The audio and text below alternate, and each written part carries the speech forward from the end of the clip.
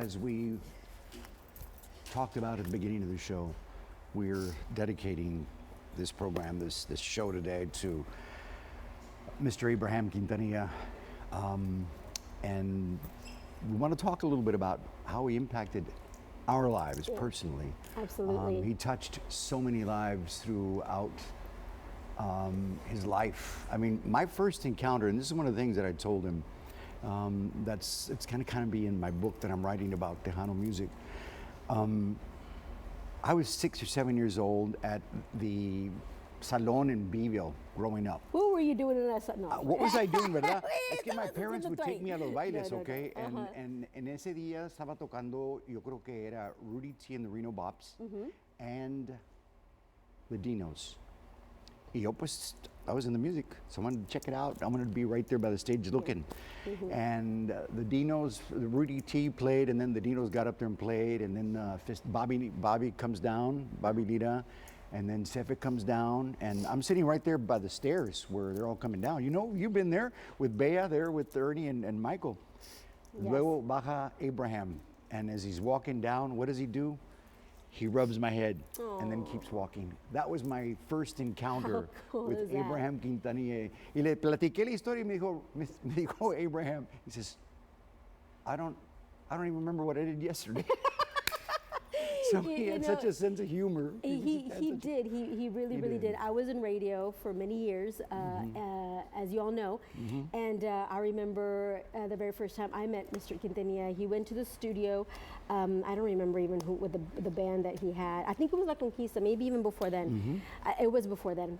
And right after our interview, he invited all of us to Hi Ho for breakfast.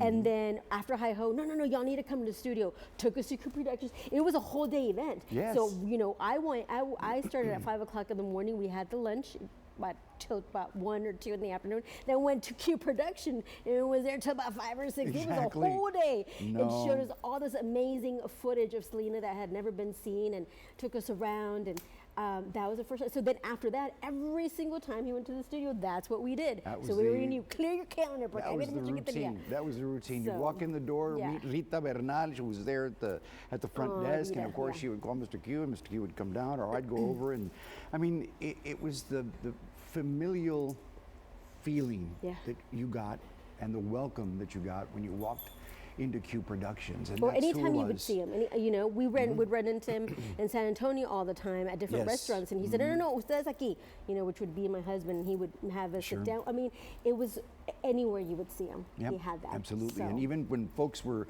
at the museum, you know, the hundreds and hundreds of folks that tour the museum every day, he would be in his office and people would come up, Mr. Q, could I take a picture with you? And it's like, when he was busy, it's like, no, I can't do it right now, but I'll do it later. But most of the time he was up there, it's like, yes, of course, he'd come over, and he always was welcoming to everyone at Q Productions and at the museum. And it's just, they did so much for our community.